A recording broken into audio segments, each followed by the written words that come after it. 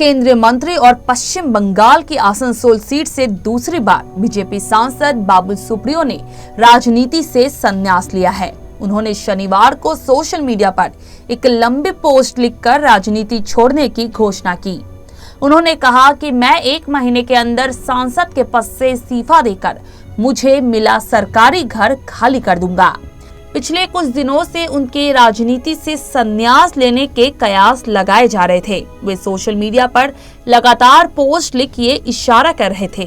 बाबुल सुप्रियो ने अपने Facebook account पर बांग्ला में राजनीति से संन्यास का ऐलान किया है। क्या लिखा है बाबुल ने, चलिए आपको सुनाते हैं। चोल्लाम यानी अब चलता हूँ, अलविदा। मैंने सब कुछ सुना, पिता, माँ, पत्नी, बेटी, 1-2 प्यारे दोस्त, सबकी राय के बाद ऐसा महसूस हुआ कि मुझे अब राजनीति से संन्यास ले लेना चाहिए। लेकिन हाँ, ये भी साफ कर दूं कि मैं किसी और पार्टी में नहीं जा रहा हूँ। तृणमूल कांग्रेस, CPIM कहीं नहीं।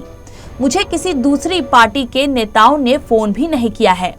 मैं कहीं नहीं जा रहा हूँ। मैं एक टीम प्लेयर हूँ, हमेशा एक टीम का साथ दिया है। #मोहन बगान और राजनीति में सिर्फ भाजपा का बस। कुछ देर रुके, कुछ मन में रखा, कुछ तोड़ा। कहीं अपने काम से तुम्हें खुश किया, कहीं निराश किया। आप आकलन नहीं करेंगे। मन में आने वाले तमाम सवालों के जवाब देने के बाद कहता हूँ, अपनी तरह कहता हूँ, अब चलता हूँ। यदि आप सामाजिक कार्य करना चाहते हैं तो आप इसे राजनीति में आए बिना कर सकते हैं।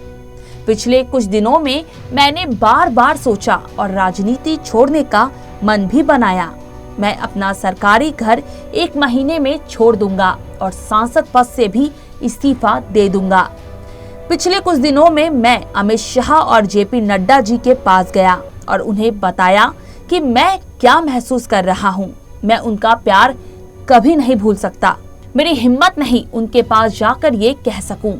मैंने काफी पहले ही फैसला कर लिया था, तो अब उनके पास जाऊंगा तो लगेगा कि मैं मोल भाव कर रहा हूँ, और जब ये ठीक नहीं है तो मैं नहीं चाहता उन्हें गलत संकेत मिले।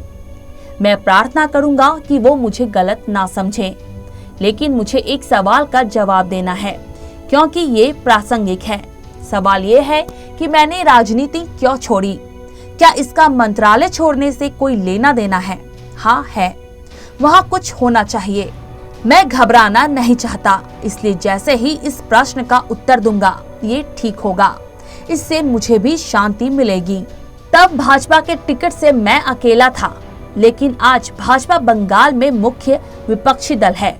आज पार्टी में कई नए युवा तुर्क नेता हैं और साथ ही कई वरिष्ठ नेता भी हैं। कहने की जरूरत नहीं है कि उनकी अगुवाई वाली टीम यहाँ से काफी आगे जाएगी। मुझे ये कहने में कोई संकोच नहीं है कि आज पार्टी में किसी व्यक्ति का होना कोई बड़ी बात नहीं है और मेरा दृढ़ विश्वास है कि इसे स्वीकार करना ही सही निर्णय होगा। एक और बात, बंगाल चुनाव से पहले ही कुछ मुद्दों पर राज्य नेतृत्व के साथ मतभेद थे। कुछ मुद्दे सार्वजनिक रूप से सामने आ रहे थे। कहीं ना कहीं मैं इसके लिए जिम्मेदार हूँ।